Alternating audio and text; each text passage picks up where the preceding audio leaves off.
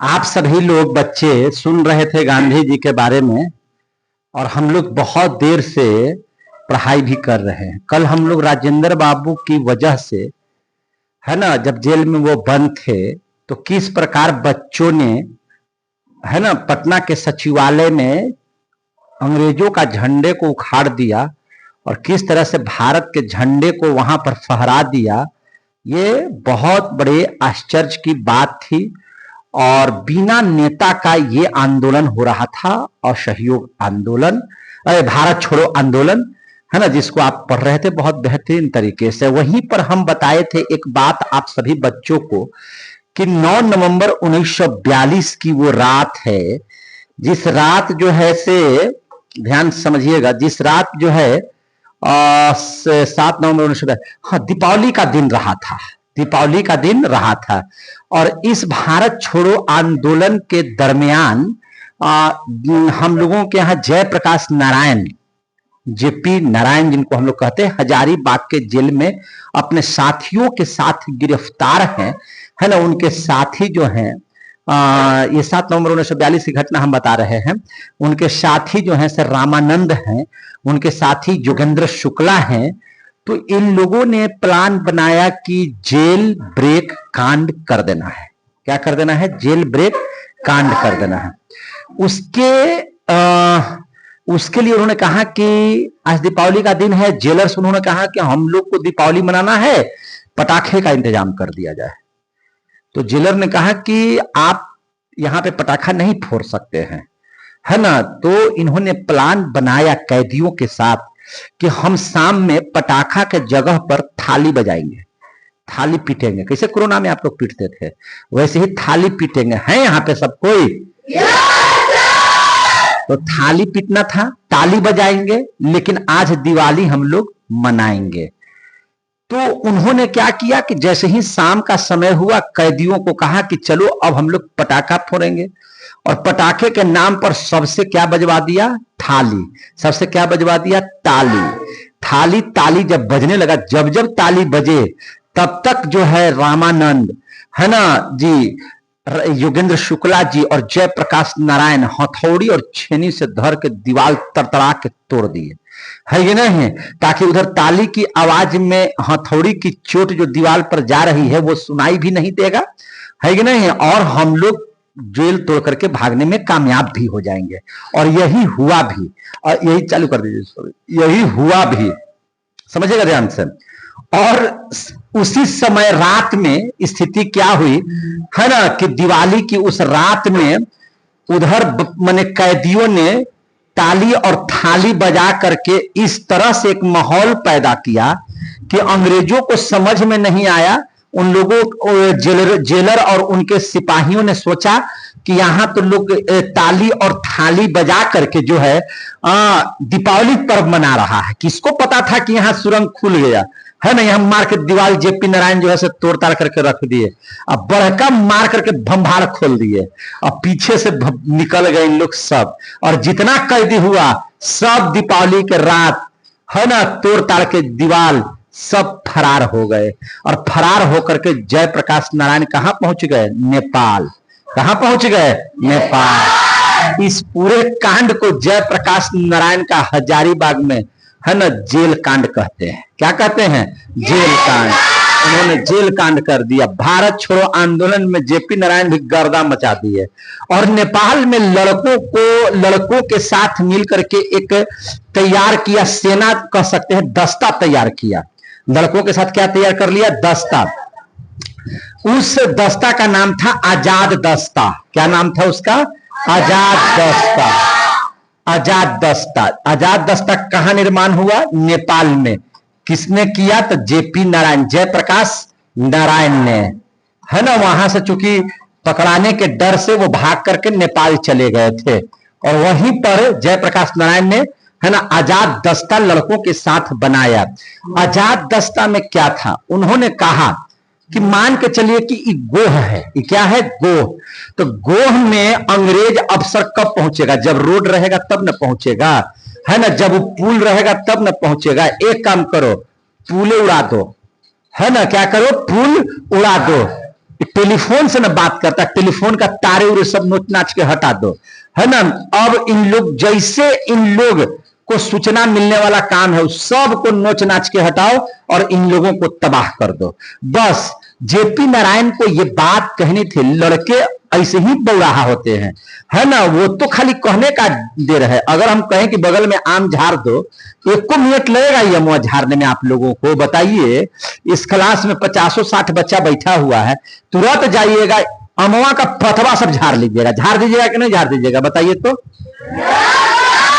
ये तो आम बचा हुआ ही हम लोगों के कंट्रोल से, समझे कि नहीं? बस यही बात उस समय थी। आजाद दस्तखत जयप्रकाश नारायण ने कहा कि एकदम सब उड़ा दो। बस क्या था, सब जितना अंग्रेज का बिछाया हुआ पुल था सब कबार दिया, रोड कबार दिया, टेलीफोन, डाक तार, रेलवे लाइन जहां जहां था सबको कबार उबार करके इन लोग क्या कर दिया, सब तैयार कर दिया। अब अंग्रेज चाह करके भी गोह में नहीं आ सकते थे, है कि नहीं? कैसे पहुंचेगा जब, अच्छा मान के चलिए रफीगंज का पुल तोड़ दिया, देहरादून का पुल तोड़ दिया, तब अंग्रेज का फान करके आएंगे, कूद करके आएंगे, कैसे आएंगे? आने का कोई जगह नहीं है। और आने का जब जगह नहीं है तो आराम से यहां पर खुद की सरकार उन लोगों ने तैयार कर दिया और उसी सरकार को हम लोग अब राज करेंगे। जैसे अंग्रेज फला जगह राज कर रहा है तो उसी गो में अब हम लोगों का सरकार रहेगा, है ना। यह जयप्रकाश नारायण का यह देन था, समानांतर सरकार। इसी को कहा जाता है समानांतर सरकार। तो समानांतर सरकार, अंग्रेज जिस तरह से, है ना, अपनी सरकार चला रहे हैं, उसी तरह से भारत के भी लोग अपनी सरकार स्वयं चला लेंगे, किसी जगह को कब्जा करके। इसी चीज को हम लोग क्या कहते हैं, समानांतर सरकार। और उन्होंने समानांतर सरकार को, है ना, खुद से आजादी घोषित करवा दिया और समानांतर सरकार बना करके अंग्रेजों का पसीना छुड़ा दिया कि जैसे आप चला सकते हैं ना, वैसे हम लोग भी चला सकते हैं, है ना।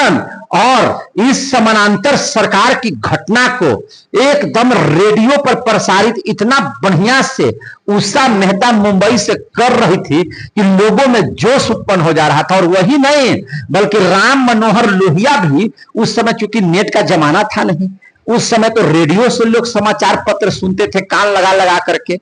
एक रेडियो गांव में रहता था जिसको सब कोई गोले से घेर करके सुनते थे, है ना। वहां पे राम मनोहर लोहिया भी इतना बढ़िया से रेडियो पर इस चीज का प्रसारण करते थे और भारतीयों की बड़ाई करते थे कि अंग्रेजों का तो पसीना छूटता ही था, भारतीयों बच्चों में जोश उत्पन्न हो जाता था, है ना। और कहता था कि जिस तरह से अंग्रेजों को, है ना, फलना जगह पहुंचने पर मजबूर कर दिया, वहां पे नहीं पहुंच पाए, सारे जगहों से बाधित कर दिया गया, खुद समानांतर सरकार चला रहे हैं। इन सभी बातों से बहुत अच्छा प्रभाव उस समय पड़ने लगा था और एक गठन होने लगा धीरे धीरे कर करके। इसी तरह से यह आंदोलन जयप्रकाश के नेतृत्व में इतना फलने फूलने लगा कि अंग्रेजों के जैसा यहां पे समानांतर सरकार चलने लगा। कैसा सरकार? समानांतर सरकार। समानांतर के मतलब अंग्रेज की तरह सरकार चलाने लगे भारत के लोग, अपने आप को आजाद मान करके। और सबसे पहला जो समानांतर सरकार बना वह बलिया में बना। बलिया में अंग्रेजों को घुसने ही नहीं दिया जाने लगा, है ना। बलिया में बनने लगा। बलिया कहां है? उत्तर प्रदेश में। कहां है? यूपी में है। और ये कह सकते हैं कि यहां पे सरकार चला रहे थे चित्तू पांडे। कौन? चित्तू पांडे। चित्तू पांडे नाम के आदमी जो है अंग्रेजों से यहां पे भिड़ करके और अपनी सरकार चला रहे थे। भारत में अपनी सरकार, आजादी की घोषणा करके सरकार चला रहे थे। उसी प्रकार से तामलुक एक जगह है और यह जगह तामलुक जो है सो वेस्ट बंगाल में है, यानी कि पश्चिम बंगाल में है कि नहीं। वहां पे भी, है ना, जातीय सरकार के द्वारा जो है वहां पर समानांतर सरकार चल रहा था। अंग्रेजों से लोग भिड़ रहे थे, अंग्रेजों को आने से रोक दिए थे और वहां पर अमन चैन की जिंदगी इन लोग जी रहे थे। और सबसे लंबा समानांतर सरकार चलने वाला था सतारा। क्या था? सतारा।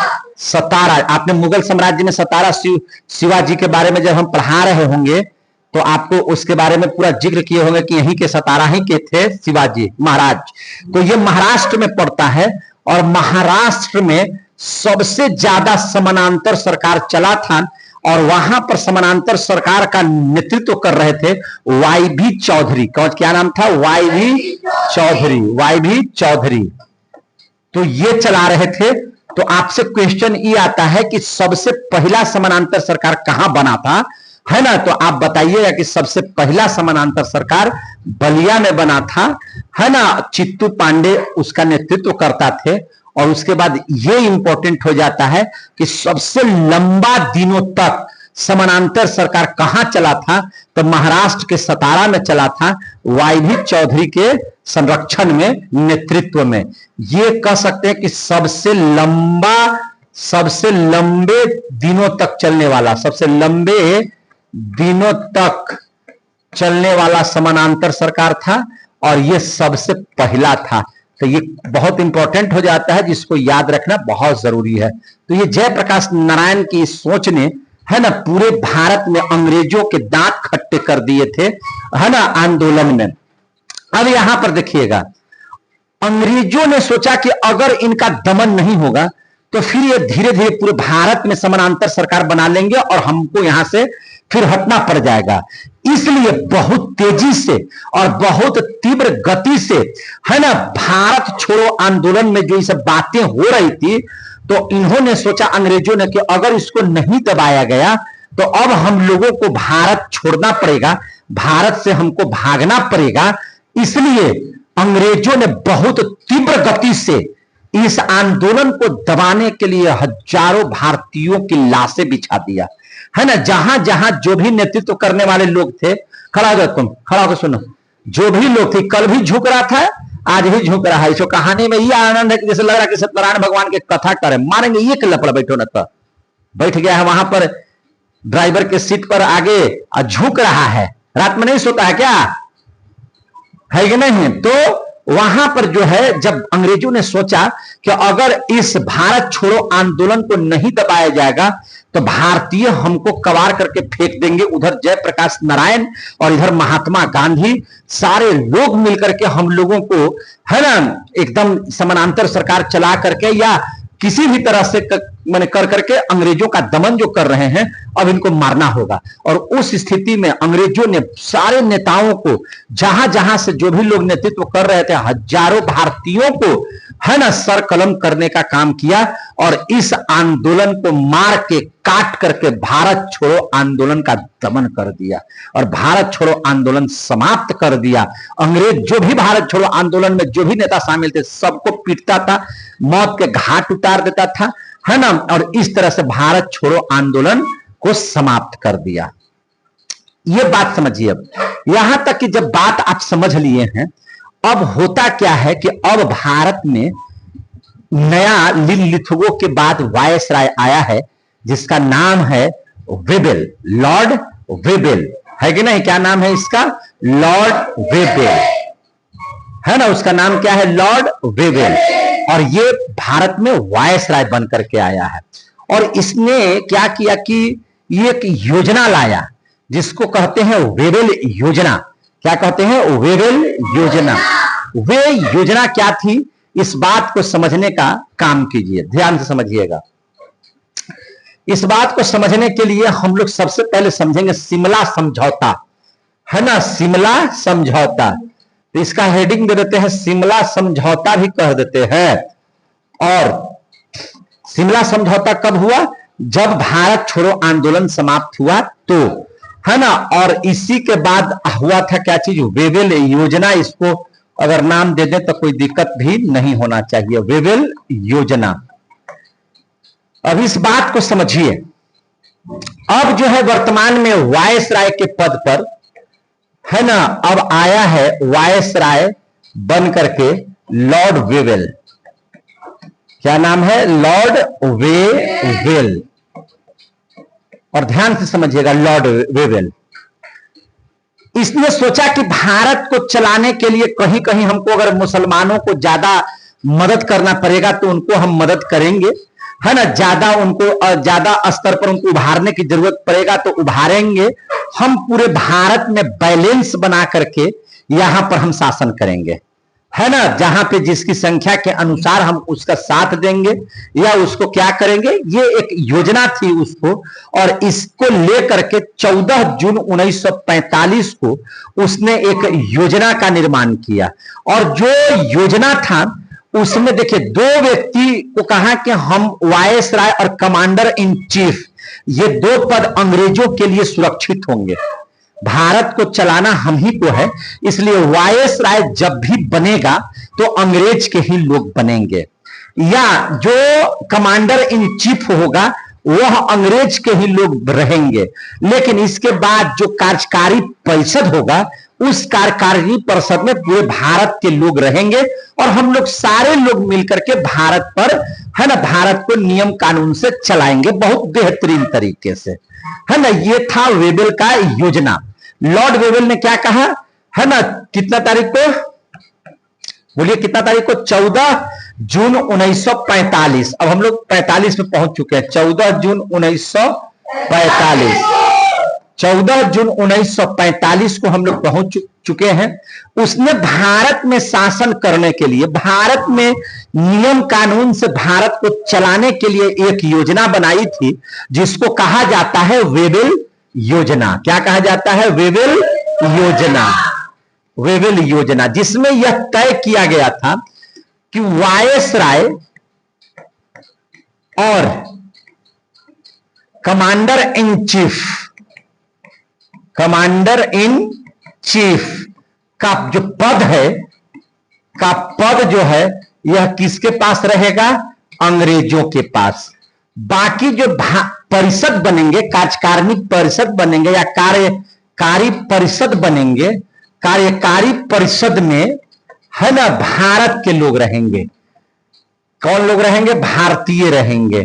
और हम लोग सारे लोग मिलकर के इस भारत के कानून को चलाएंगे, भारत को हम लोग, है ना, चलाएंगे और भारत का शासन होते रहेगा।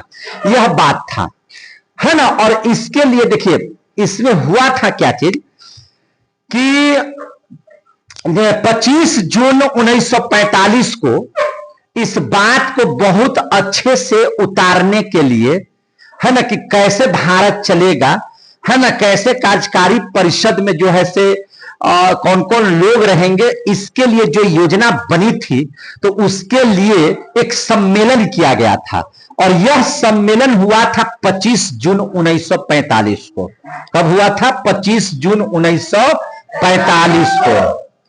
25 जून 1945 को। शिमला समझौता नहीं, शिमला समझौता लिख दिया, शिमला सम्मेलन कर दीजिए जी, है ना, शिमला सम्मेलन रखिए, शिमला समझौता नहीं, शिमला सम्मेलन। हम थोड़ा सा करने करने गड़बड़ा जाते हैं। 25 जून 1945 को, है ना, कैसे कैसे कार्यकारी परिषद में भारत के लोग रहेंगे, इस बात को लेकर के, है ना, शिमला सम्मेलन हुआ है। कब, 25 जून 1945 को शिमला सम्मेलन, याद रखिएगा। तो आपसे पूछा जाएगा कि शिमला सम्मेलन कब हुआ है, तो 25 जून 1945 को। लेकिन यह शिमला सम्मेलन फेल हो गया, है ना, बात नहीं बनी। बात नहीं बनी, इसकी वजह क्या थी, अली जिन्ना पूरा खुश था। अली जिन्ना क्या था, पूरा खुश था।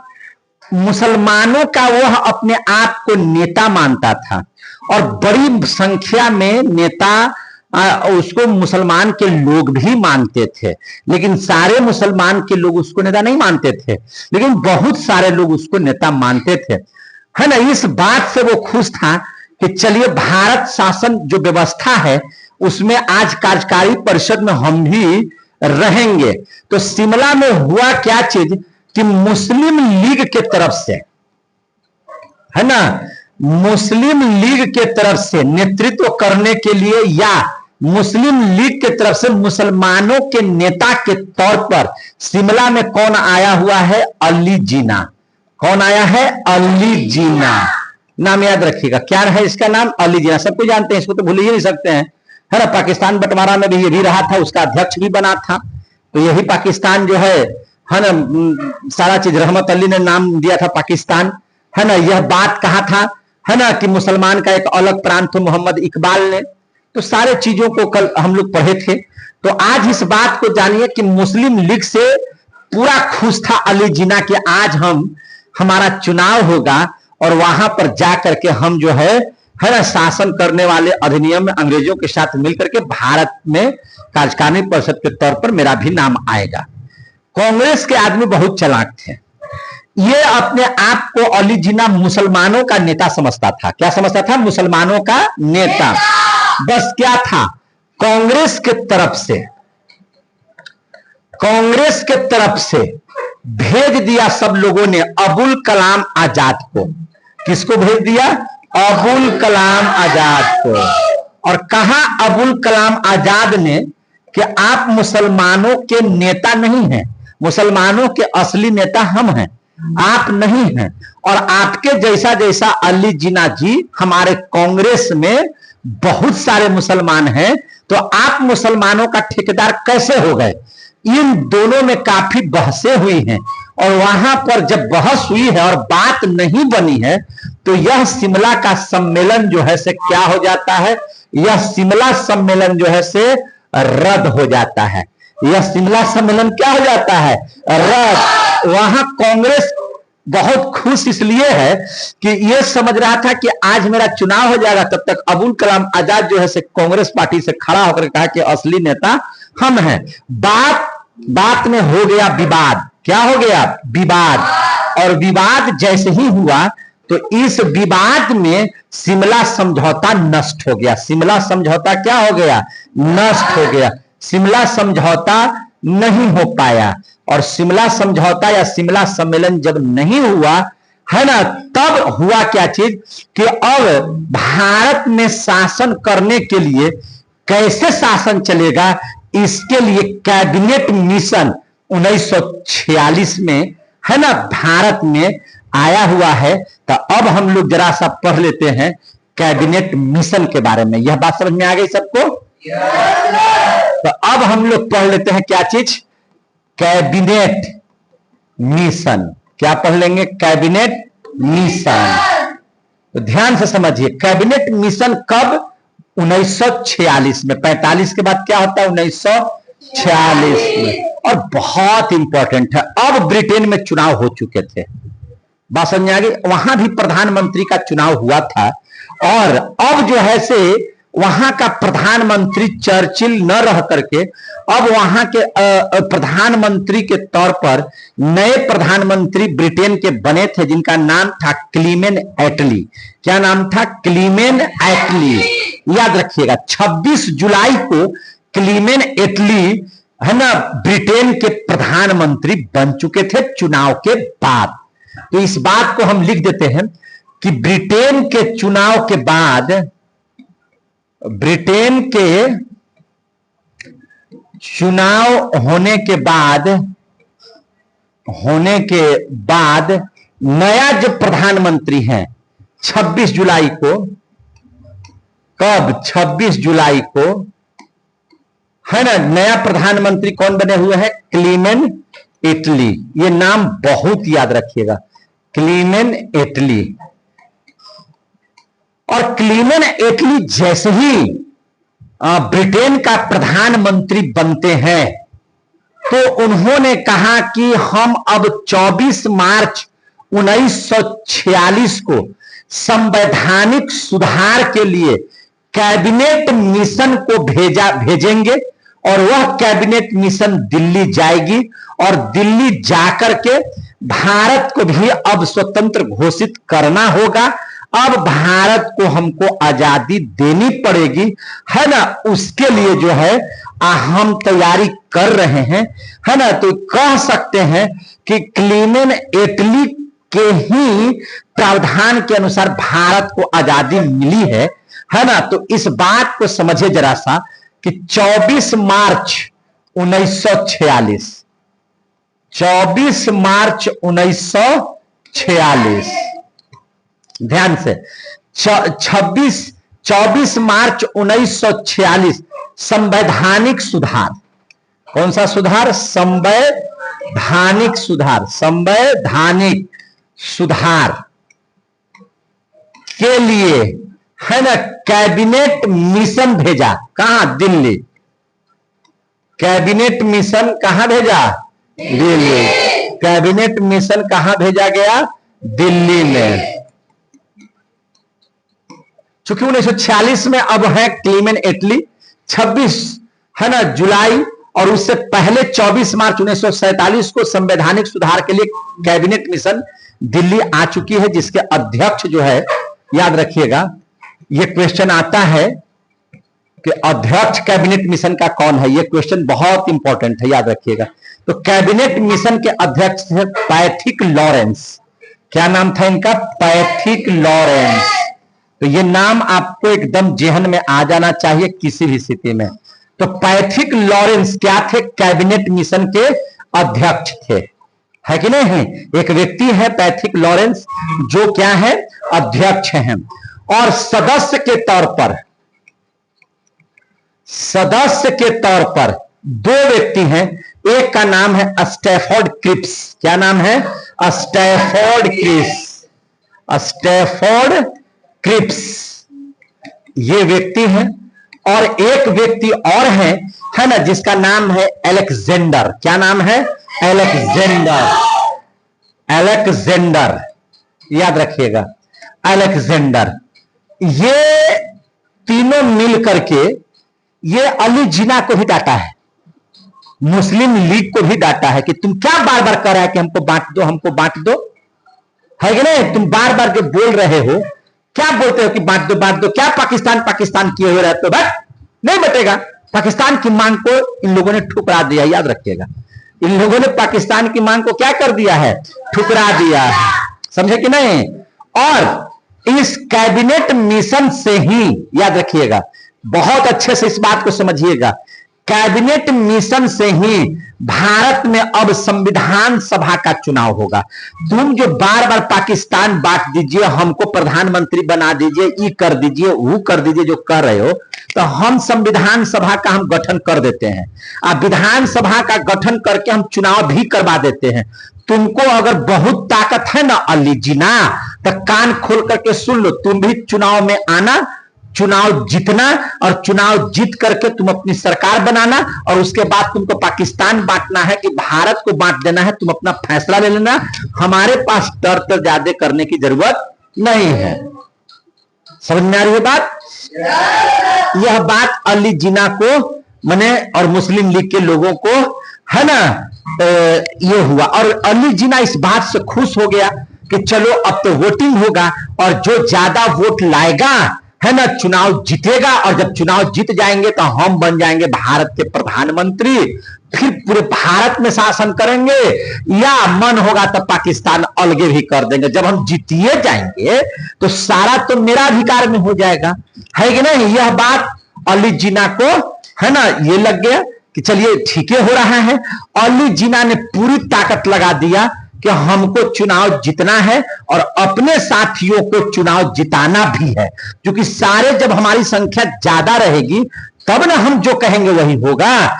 इसलिए इस बात को ध्यान में रखिएगा कि कैबिनेट मिशन से ही भारत में संविधान सभा का चुनाव हुआ है, याद रखिएगा। हम लिख भी देते हैं,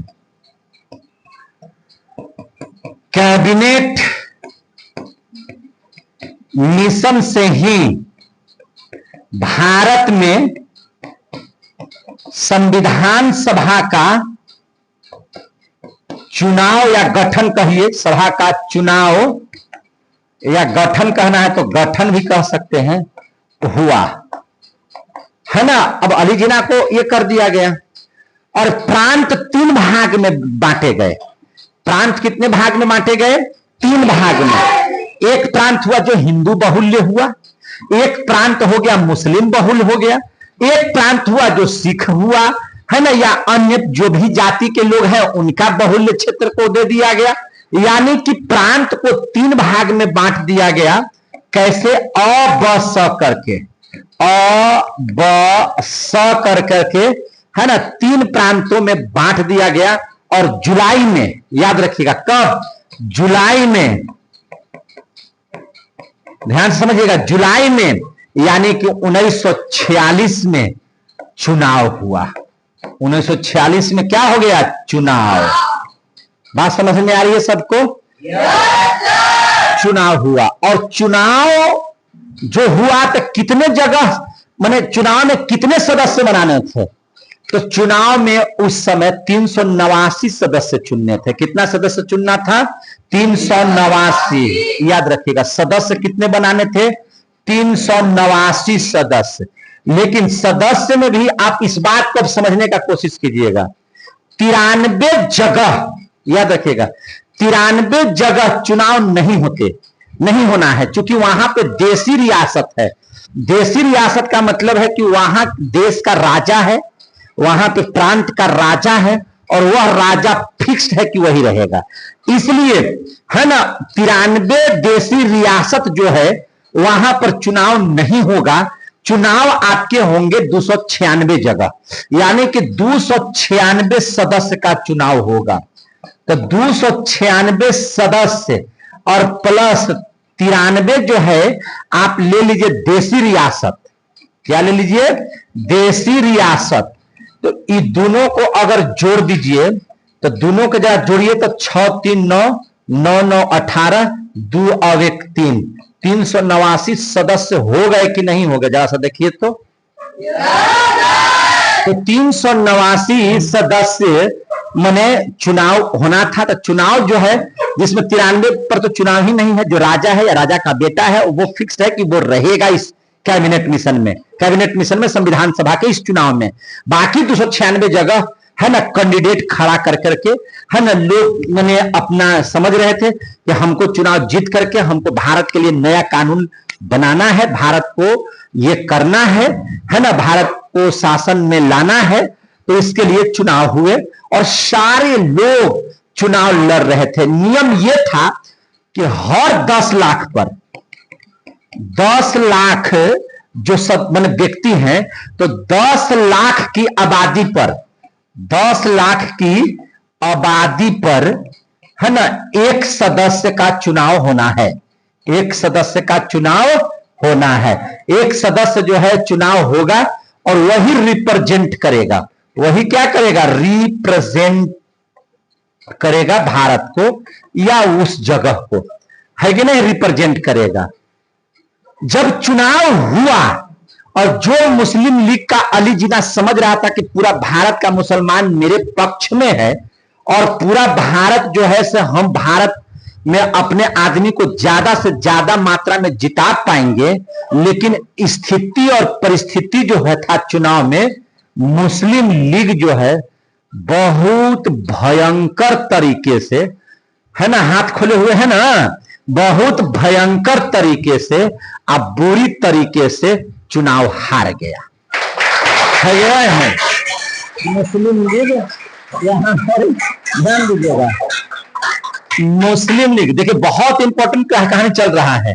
मुस्लिम लीग जो है इस संविधान सभा के चुनाव को बुरी तरह से हार गया। मुस्लिम लीग चुनाव बुरी तरह से हार गया, बुरी तरह से हार गया। सोच लीजिए ध्यान से, जो सोच रहा था कि हम ही सब जगह से जीतेंगे, अब ठिकाने अकल ठिकाने इसकी आ गई, सब जगह से चुनाव हार गया। और इस हार से वह इतना ज्यादा डिप्रेशन कहिए या उसका दिमाग खराब हो गया कि देखिए क्या डिसीजन ले लिया।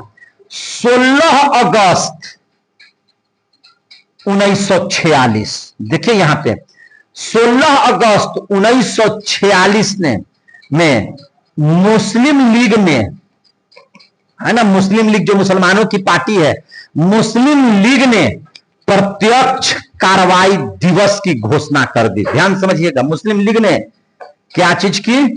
प्रत्यक्ष कार्रवाई दिवस की घोषणा कर दी। प्रत्यक्ष कार्रवाई दिवस की घोषणा कर दी। प्रत्यक्ष कार्रवाई दिवस की घोषणा क्या है, समझिए बात को। इन लोगों ने कहा कि जहां पर मुसलमान है ज्यादा, वहां हिंदू को मार काट के भगाओ। जिस गांव में तुम्हारी आबादी ज्यादा है वहां से हिंदू को खदेड़ो, है ना, वहां मार काट के सब हिंदू को बर्बाद कर दो, है कि नहीं? चुनाव ये हार चुका था और इसने क्या किया? 16 अगस्त 1946 को, है ना, प्रत्यक्ष कार्रवाई दिवस घोषित कर दिया और प्रत्यक्ष कार्रवाई दिवस जब घोषित ही कर दिया तो जहां मुसलमान की आबादी ज्यादा थी वहां वे लोग हिंदुओं को काटना शुरू कर दिए, भगाना शुरू कर दिए, मारना शुरू कर दिए, है ना, हिंदुओं के साथ गलत करना शुरू कर दिया। और इन लोगों को लग रहा था कि किसी भी तरह से हिंदुओं का नाश कर दो, और इस तरह से एक भयंकर युद्ध की स्थिति भारत में अपने आप में हो गई। और उसी बार प्रथम कार्रवाई दिवस के बाद हिंदू मुस्लिम एकता भंग हुआ और हिंदू मुस्लिम, है ना, एक दूसरे के खून के प्यासा हो गए, एक दूसरे के क्या हो गए, खून के प्यासा। आप जब आप मुसलमान हिंदू को मारिएगा तो हिंदू भी अपनी कलाई में चूड़ी नहीं ना पहने हुए था। अब जहां हिंदुओं की संख्या ज्यादा थी उस गांव में लोग मुसलमान को मार रहे थे, जहां मुसलमान ज्यादा थे वहां लोग हिंदू को मार रहे थे, और भयंकर दंगा हो गया, है ना, 1946 में हिंदू और मुसलमान के बीच में। समझ में आ रहा है सबको बात की? नहीं समझ में आ रहा है? सीधा बैठ जाइए, सीधा बैठ जाइए, पहले सीधा बैठ जाइए, टाइट हो जाइए। युद्ध चल रहा है और नॉर्मल बैठे हुए हैं। और हिंदू मुसलमान के बीच में इतना भयंकर युद्ध हो गया, है ना, इतनी भयंकर दंगा हो गया कि हिंदू अब मुस्लिम को देख नहीं रहा है और मुस्लिम अब हिंदू को नहीं देख पा रहे हैं, न हिंदू मुस्लिम को देख पा रहे हैं। दोनों अपने में लड़ रहे हैं, सिर्फ धर्म जान करके एक दूसरे को काटने में लगे हुए हैं। यह 1946 का एक भयंकर दंगा था, है ना। कब? जब मुस्लिम लीग चुनाव हार गया था और हारने के बाद मुस्लिम लीग ने यह घोषणा कर दिया था कि अब हम प्रत्यक्ष कार्रवाई दिवस की घोषणा करते हैं, है ना, हम आपके साथ नहीं रहेंगे, हम पाकिस्तान को किसी भी कीमत पर हमको एकदम अलग करना है। वही गांधी जी कह चुके थे, है ना, कि हमारी लाश पर ही पाकिस्तान अलग होगा, है ना। ये अलग करने को तैयार नहीं थे। जब दंगा भड़का तो एक ही पर्सन थे जो पूरी स्वतंत्रता के साथ हिंदुओं को भी समझाने का काम कर रहे थे और मुसलमानों को भी समझाने का काम कर रहे थे। और उसी बीच, है ना, वह सभी लोगों के पास जाते थे। हालांकि मुसलमान भी इनकी कद्र करता था, हिंदू भी कद्र करता था। और उस समय, है ना, अंग्रेजों के प्राधिकारी स्टेफर्ड ने यही बात कही थी कि बाप रे बाप, ये गांधी है जी, वन मैन बाउंड्री फोर्स है। तालियां है ना भाई, ये आदमी नहीं है, ये वन मैन बाउंड्री फोर्स है जो बिना डरे सबको शांत करने के फेरा में लगा हुआ है। इतने बड़े दंगा को भड़कते हुए देख करके, है ना, उन्होंने कहा कि, है ना, कि अरे बाप रे, मेरे भारत में हिंदू और मुसलमान जो एक दूसरे के लिए जान देने को पहले तैयार थे, आज कैसा समय आ गया है कि लोग एक दूसरे से भिड़ गए। अब गांधी जी जो पहले कह रहे थे, है कि नहीं, कि हमारी लाश पर, है ना, पाकिस्तान बनेगा, गांधी जी ने कहा खुल करके कि भैया, यह मार काट मुझसे नहीं देखा जाता, है ना, हम हिंदू मुसलमान के इस दंगे से बहुत प्रभावित हैं और आप समझ लो कि कटा छटा ही सही पर स्वस्थ भारत चाहिए हमें, बांट दो इन लोगों को। गांधी जी ने क्या कहा कि बांट करके अलग कर दो। पहली बार जो गांधी कहते थे कि हमारी लाश पर बनेगा पाकिस्तान, है ना, वही गांधी अब कह रहे हैं कि कटा छटा ही सही, हमको स्वस्थ भारत चाहिए। जैसे एक उदाहरण के तौर पर समझ लीजिए, अगर आपको कोई जख्म हो जाए अंगुली में और डॉक्टर कहे कि आपको अंगुली काटना पड़ेगा, तो आप कटवाइएगा अंगुली? नहीं कटवाइएगा, कहिएगा कि नहीं, हमको सर सुई से या जैसे भी हो हमको दवाई से ठीक कीजिए। लेकिन जब वही अंगुली का घाव कैंसर हो जाएगा और डॉक्टर ये कह देगा कि जब तक अब यह अंगुली नहीं कटेगा, अगर ये अंगुली नहीं कटवाइएगा तो आपकी मौत हो जाएगी, तो आप खखन में क्या कहते हैं कि नहीं नहीं, अंगुली काट के हटा दीजिए, शरीर बचना चाहिए। कटा छटा ही सही, है ना, पूरा स्वस्थ शरीर चाहिए। यही बात गांधी जी उस समय कहे दंगा को देख करके कि कटा छटा ही सही, स्वस्थ भारत चाहिए, है नहीं? कटा छटा ही सही, स्वस्थ भारत है कि नहीं? ये बात उन्होंने कहा। और अंतिम सरकार कह सकते हैं कि 2 सितंबर 1946 को अंतिम सरकार, है ना, 2 सितंबर 1946 को, है ना, भारत में बना, जिसके पीएम, है ना, पीएम अपने देश का कौन हो गए? तो नेहरू जी को बनाया गया, है कि नहीं? अब बताइए, नेहरू जी 1946 में क्या बन गए? पीएम। और भारत आजाद कब हुआ? 1947 में। तो आजादी से पहले ही प्रधानमंत्री कौन बन गए थे? नेहरू। आगे समझ में, भारत के प्रथम प्रधानमंत्री के तौर पर यह हुआ, है कि नहीं? अब स्थिति को समझिए। अब लॉर्ड माउंटबेटन योजना को बहुत अच्छे से समझिए। अब आ गया लॉर्ड माउंटबेटन, समझ में आ रही है बात? लॉर्ड माउंटबेटन, ध्यान से समझिएगा।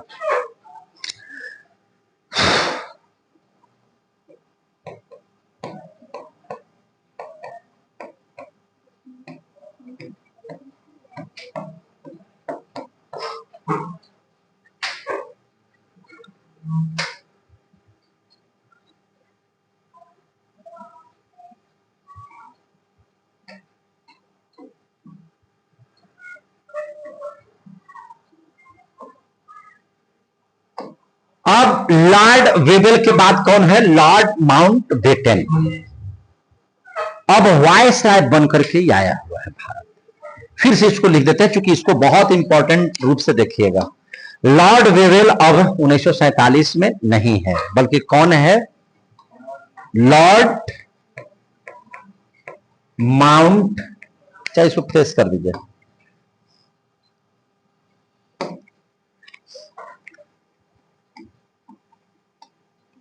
Lord Mountbatten, Lord Mountbatten. अब हुआ क्या चीज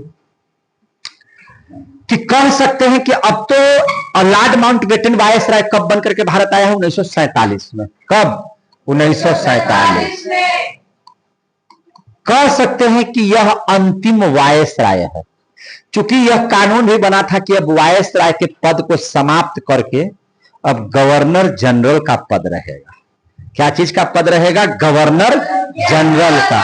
गवर्नर जनरल का पद रहेगा, वायसराय का पद अब नहीं रहेगा। तो एक तरह से हम कह सकते हैं कि लॉर्ड माउंटबेटन जो है, यह अंतिम भारत का वायसराय है, अंतिम वायसराय। या इसी को हम कह सकते हैं कि प्रथम, है ना, गवर्नर जनरल है। यह क्या है? प्रथम गवर्नर जनरल है। हो सकता है कि नहीं? क्योंकि अभी हम आए हैं वायसराय बन करके, लेकिन भारत में चुनाव होने के बाद वायसराय के पद को खत्म कर दिया गया और क्या बना दिया गया? Governor general. तो भैया हमको कहा गया कि आप अब गवर्नर जनरल रहिएगा, वायसराय नहीं रहिएगा। तब तो हम इस बात को कह सकते हैं ना कि यह आदमी अंतिम वायसराय रहा भारत का और प्रथम गवर्नर जनरल रहा। कोई दिक्कत है? और जो पाकिस्तान के साथ बंटवारा होना था, तो बंटवारा करने के लिए ही एक तरह से कह सकते हैं कि लॉर्ड माउंटबेटन भारत आए थे। कौन? लॉर्ड माउंटबेटन बंटवारा का योजना लाया था। ये क्या लाया था? बंटवारा करने के लिए योजना। चूंकि दंगों से बंटवारा का योजना इन्हीं का दिया हुआ था, बंटवारा का योजना। क्योंकि यहां पे दंगा जो भड़क गया था, जिसको लेकर के बंटवारा करना था, इसके लिए लॉर्ड माउंटबेटन बंटवारा का योजना लेकर के आया। इसीलिए इस लॉर्ड माउंटबेटन को हम लोग जो कहते हैं मन बांटन योजना, है ना, क्या कहते हैं? मन बांटन योजना। मन बाटन योजना के भी नाम से यह जाना जाता है। और इन्होंने जो योजना लाया था डिक्की बर्ड, इसको बोला जाता है डिक्की बर्ड भी। क्या बोला जाता है? Dicky bird. डिक्की बर्ड योजना के अनुसार, डिक्की बर्ड योजना के अनुसार भारत और पाकिस्तान को अलग अलग किया। क्या किया? अलग अलग किया।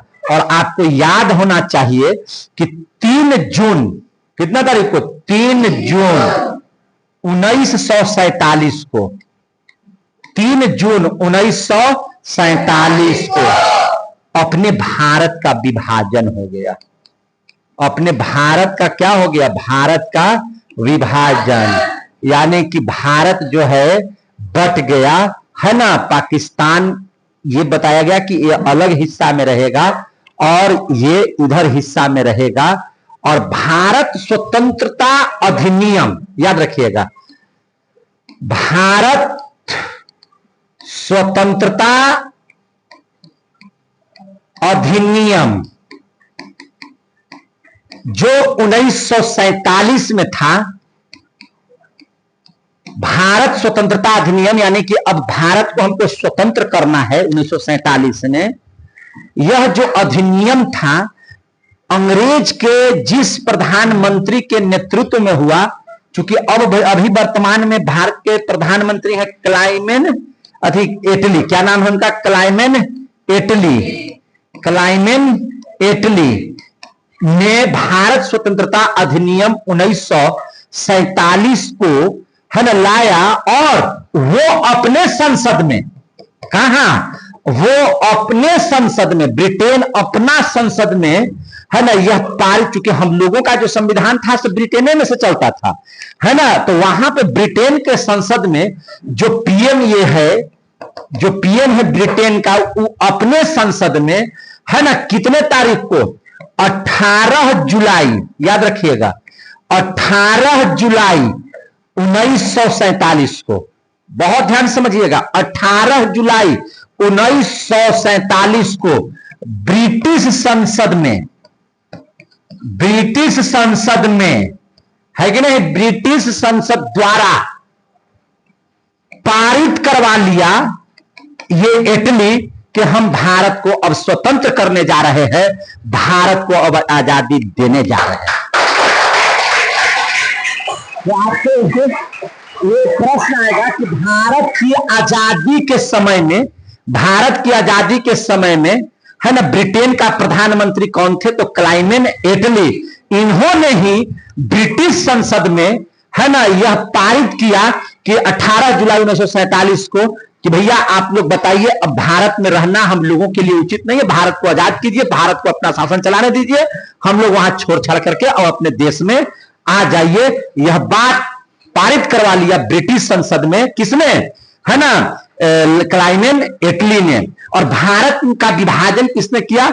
लॉर्ड माउंटबेटन ने। और भारत जब इसने 3 जून 1947 को भारत के विभाजन के लिए रेखा बना दिया कि इधर भारत इधर पाकिस्तान रहेगा, और स्थिति हुई कि 14 अगस्त 1947 को भारत से पाकिस्तान भारत से पाकिस्तान क्या हो गया? अलग हो गया। और 15 अगस्त 1947 को भारत आजाद हो गया।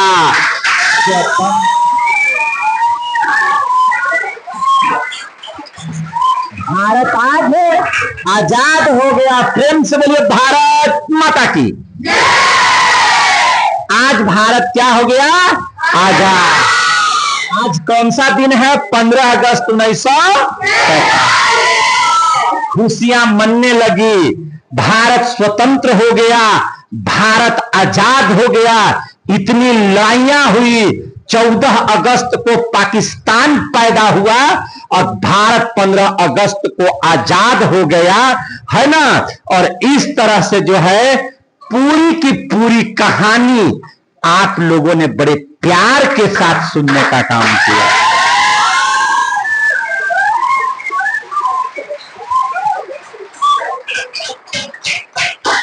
और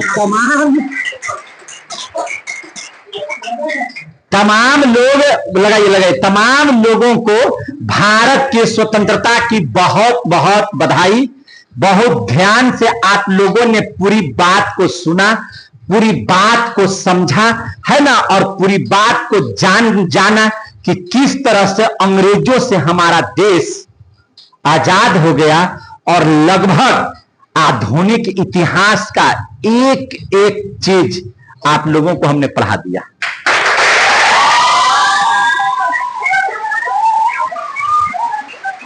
चलिए बढ़िया से रहिए। अब देख लीजिए अभी कितना बजा होगा, कितना बजा सर देख लीजिए ना वहां से। हमको तो घड़ी नहीं हम पहने हुए हैं, आज घड़ी नहीं पहने हुए। देखिए कितना बजा जल्दी से। आए? अच्छा चलिए, तो कल हम ये बता देंगे कि गांधी जी के साथ आगे क्या हुआ है। कल एक और क्लास चलेगा, हम तो आज ही समाप्त करने के फेरे में थे। नाथूराम गोडसे की कहानी कहने वाले थे, है ना। भारत में कैसे 30 जनवरी को महात्मा गांधी की हत्या 1948 में कर दी जाती है, ये सब कहानी कहते। नारायण आप्टे की कहानी कहते, नाथूराम गोडसे की कहानी कहते, है ना। और ये कहानी बहुत मजेदार था। विष्णु करकरे की कहानी होती और कैसे उनको गोली मार दिया गया था प्रार्थना सभा में। शाम के समय में 3 गोली दाग दिया गया था, 1 गोली छाती में, 2 गोली पेट में, है कि नहीं। हे राम उन्होंने कहा था और अपना दम तोड़ दिया था वह शख्स जो भारत की आजादी के लिए क्या नहीं किया। अगर पूरी घटना ईमानदारी से आपने सुना होगा तो महात्मा गांधी पर किसी तरह का कोई प्रश्न का टीका नहीं लगेगा। यह भारत का वो व्यक्ति था जिसे राष्ट्रपिता कहना उचित लगता है। अब हम लोग अगले क्लास में मिलेंगे, तब तक के लिए जय हिंद, जय भारत।